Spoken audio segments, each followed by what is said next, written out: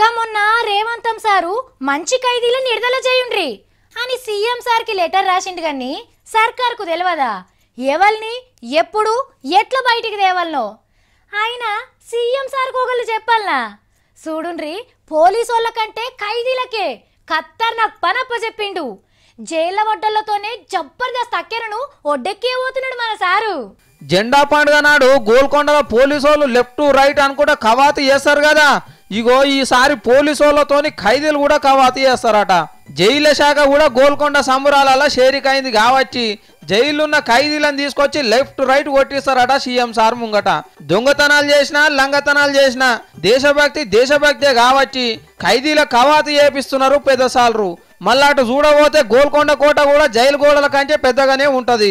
కాకపోతే వచ్చిన మందులో కలిసి తప్పించుకోకుండా జరంత గట్టిగా కావాలిగా ఆయలే పోలీసోళ్ళు. ఇక ఈసారి అటు కాకి డ్రెస్సులు ఒక దిక్కు, బందీల తెల్ల డ్రెస్సులు ఇంకో దిక్కు పోటాపోటీగా కవాతులా కనిపిస్తారు.